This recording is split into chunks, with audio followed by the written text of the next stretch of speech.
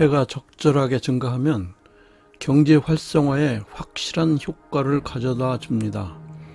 지금도 그렇지만 더구나 옛날, 그것도 화폐가 금이나 은처럼 귀한 금속이었던 시대에는 개인이나 국가는 화폐를 많이 가지면 가질수록 좋았습니다.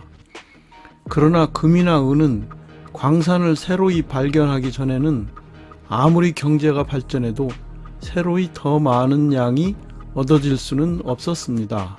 게다가 그리스나 로마 등의 지중해 연안은 대규모 농업 경작이나 목축이 불가능했습니다.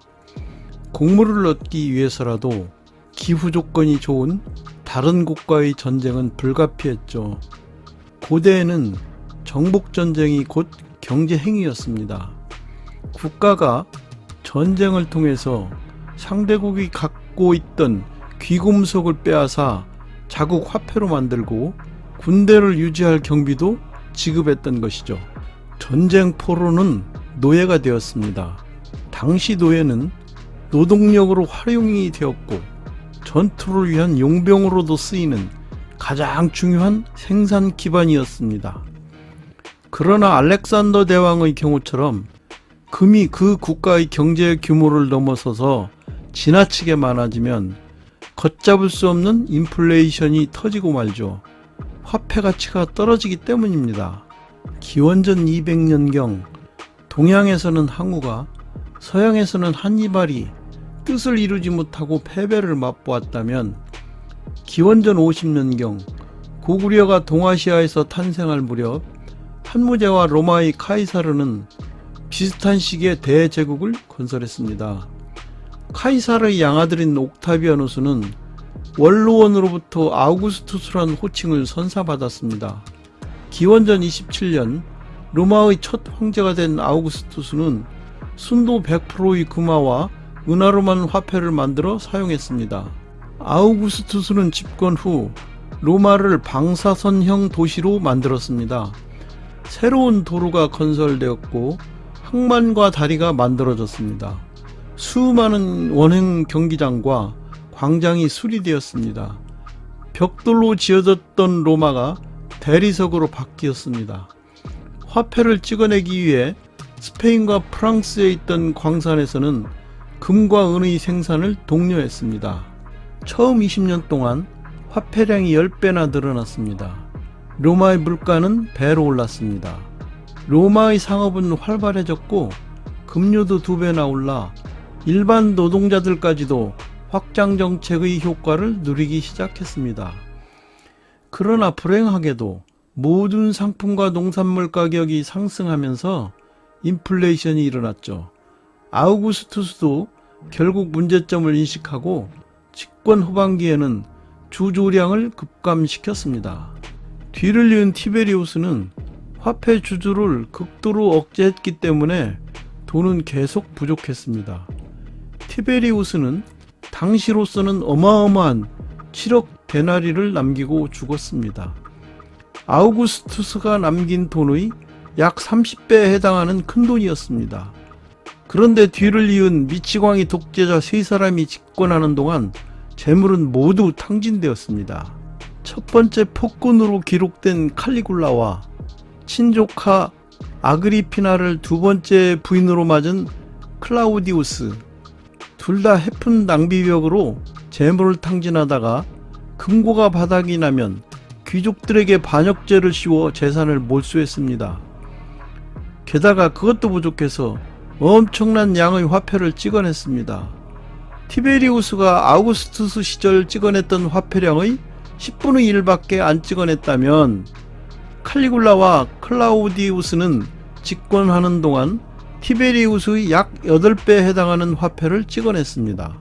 황제에 오른 네로는 집권 5년이 지나자 이상해지기 시작했습니다. 네로는 어머니 아그리피나가 정치에 간섭한다며 죽여버렸습니다. 터무니없는데 돈이 지출되기 시작했고 재정은 완전히 고갈되었습니다. 서기 64년 네로는 금화 아우레우스의 금 순도를 낮춰 무게를 10% 낮추는 방식으로 평가절하를 실시했습니다. 기존 은화보다 12%나 가벼운 은화 데나리우스도 새로 만들었는데 동을 10%나 섞었기 때문에 가치가 25%나 떨어졌습니다. 악화가 양화를 구축한다는 그레샴의 법칙이 작용하기 시작했습니다. 변주된 화폐에 대한 기피 현상이 심해졌고 순도가 높은 옛 주화는 자취를 감추기 시작했습니다. 원인을 알 수 없는 큰 화재가 발생했습니다. 네로는 기독교 신자들이 방어한 것이라며 박해를 했고 바울과 베드로가 순교됐습니다.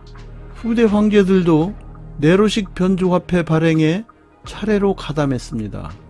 3세기 들어 카라칼라가 즉위하면서 기존 은화의 주조를 금지하고 새로운 은화 안토니니아누스를 발행했습니다. 그런데 은의 함량은 증가시키지 않고 단순히 액면가만 높인 변주화폐로 유통시키는 바람에 시민들이 분노를 샀습니다. 구매자들이 새 주화로 값을 지불하려고 하자 생산자들은 물건값을 올렸습니다. 경제적 무질서가 일어났고 물가는 하늘로 치솟았습니다. 로마 제국 역사상 장기적인 인플레이션이 시작되었던 것이죠. 50년 뒤 갈리에누스 황제 때는 주화의 은 함유량이 5%까지 줄어들었습니다. 이어 4세기를 통치했던 20명의 황제는 카라칼라의 방식으로 저마다 똑같은 경로를 밟았습니다. 주화는 점점 작아지고 액면가는 점점 높아졌습니다. 그런 후에는 그 주화의 구매력이 치솟는 물가에 의해 잠식되면 그 다음 발행되는 주화는 더 높은 액면가가 매겨졌습니다. 그 결과 물가는 하루가 다르게 뛰었습니다. 로마의 황제들은 하나같이 무익한 통화정책을 펼쳤습니다.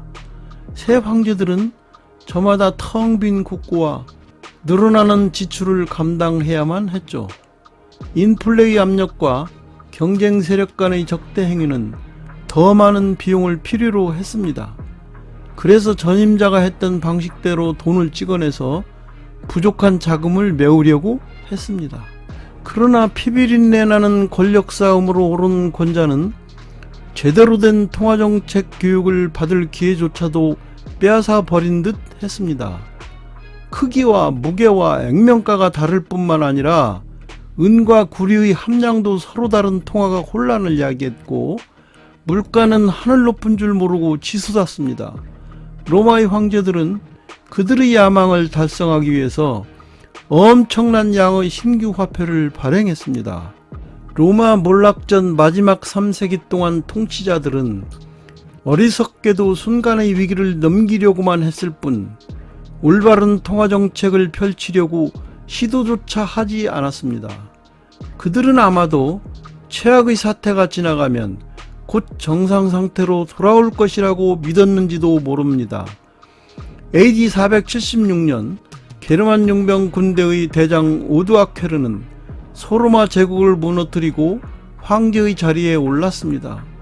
로마가 함락됐을 때 이탈리아를 비롯한 지역 경제는 거의 물물교환 경제로 되돌아가 있었습니다.